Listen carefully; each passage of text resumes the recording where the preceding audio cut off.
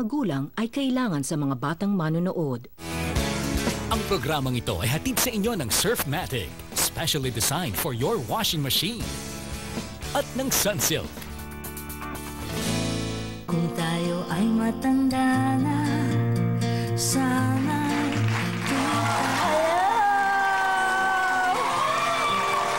mga kapatid, breadwinner po ang tawag sa sino man na bumubuhay sa kanyang pamilya, di po ba? Budget ang laging nasa isip ng breadwinner. Budget para sa rent, budget para sa kuryente, para sa pagkain, sa tubig, sa tuition fee ng kapatid at kung ano-ano pa.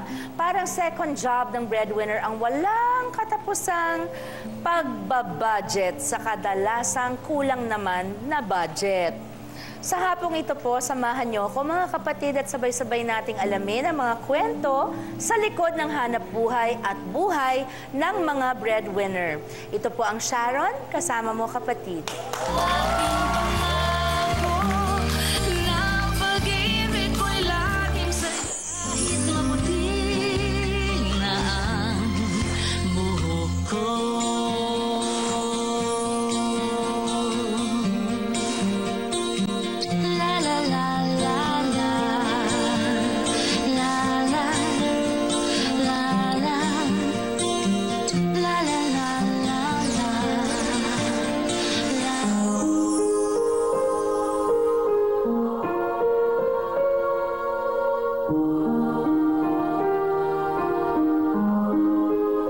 Si Corazon Basig, 3 po ang anak ko. Biyuda na po ako. Isa po akong labandera, planchadora. Ngayon po, nagpi-PHU po ako sa aming barangay. Ginagawa ko po yung mga trabaho kong namamlansya, naglalaba. Magmula pa po nung nabiyuda ako. 1996 na po yung nabiyuda ako. Bali, 16 years na po ngayon. Ngayon po, nag-aaral po yung mga anak ko, isang college, tsaka po 3rd year, 1st year. Napakahirap po. Kaya po, kuminsan, hindi ko rin maano yung sarili ko. Nahihirapan din ako na magpaaral sa kanila kasi malalaki na sila. Ang hirap ng buhay na ginagalawan namin mag-iina.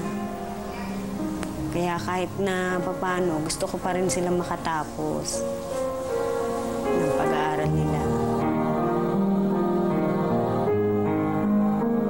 Yung pong, siyempre po yung mga sama ng loob, na ano po sa araw-araw,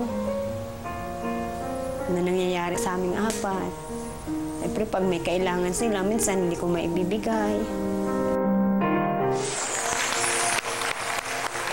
Mga kapatid, ang ating biyudang breadwinner, si Ginang Corazon Basig. Hello, Corazon!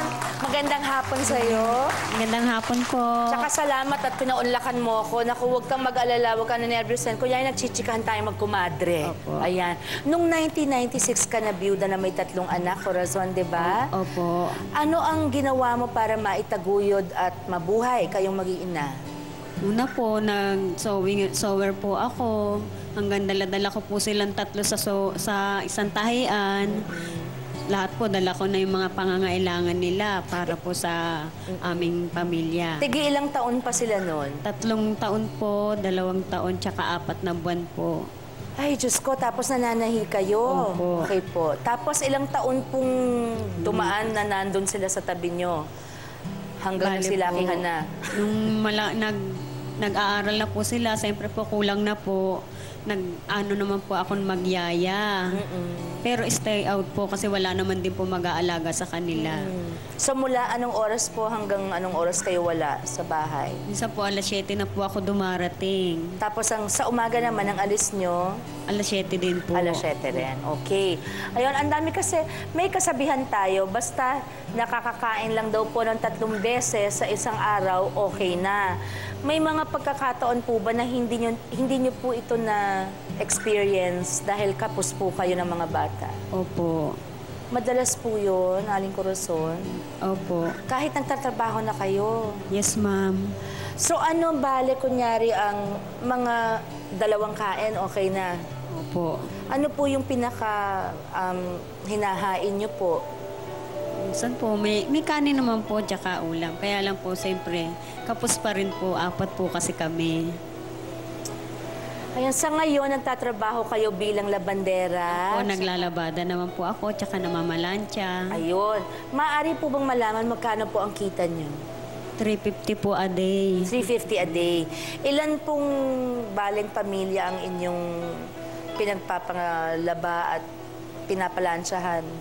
Minsan po, sa isang araw, 2 po ang tinatrabaho ko po para po magkasya sa amin mag-iina. Ayun. So yung 350 naman po, nagkakasya sa inyo. Opo. Mas okay na po ngayon. Opo. Ayun naman. Magkano po ang budget nyo sa pagkain? Kung 350 a day, magkano po ang sa pagkain na pupunta? 150 po. 150 na. Sa pagkain ng 3 beses na. Opo. Ano-ano na po ang nabibili ng 150? Sa umaga po, pandesal po kami, tsaka nagkakape kami. Kape, opo. Sa tanghalian po, Kanin po, tsaka bumibili lang po kami minsan ng ulam. Para Ano po pong klase, magkasya. mga- Gulay po. at Kasya least po. masustansya. Opo. Tapos sa gabi po, ganun din. Opo, ganun din po. Mula po 11 ng gabi hanggang alas 3 ng umaga, volunteer pa po kayo sa outpost ng Pasig Security Opo, Unit. doon po sa lugar namin. Hindi po ba kayo napapagod? Hindi naman po, basta alang-alang po sa mga anak ko. Ayun, pero yung pag-volunteer po, wala pong bayad yun. Meron na po kami ngayon Meron na po. allowance. Opo. Ay, sa awa ng Diyos naman. At least may allowance na. Nasa audience po natin ang 2 sa 3 anak. Ito po, si James at si Gerald. Hello sa inyo. Hello Salamat po. sinamahan niyo si Mama dito. Kayong 2 at ang kapatid niyong si Enrico na pag-aral ng nanay, di ba? Opo. Dahil sa pagbabanat ng buto.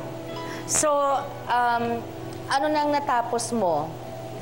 Ako po ngayon, second year college na po ako. Anong kurso ka, anak? Engineering po. Wow! Ikaw naman, iho. Third year po. Anong kurso? Third year high school pa. Third year high school pa. Naku, magkasing laki ni kuya eh. Okay. Paano nyo tinutulungan si nanay ngayon?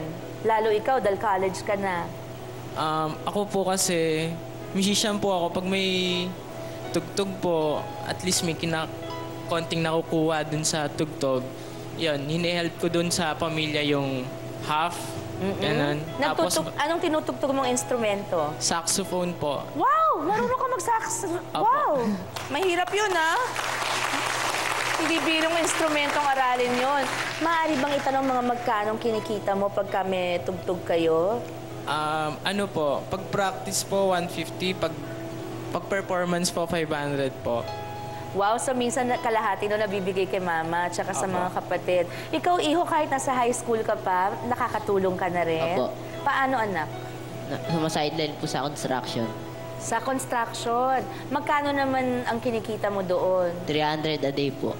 Ilang araw sa isang linggo?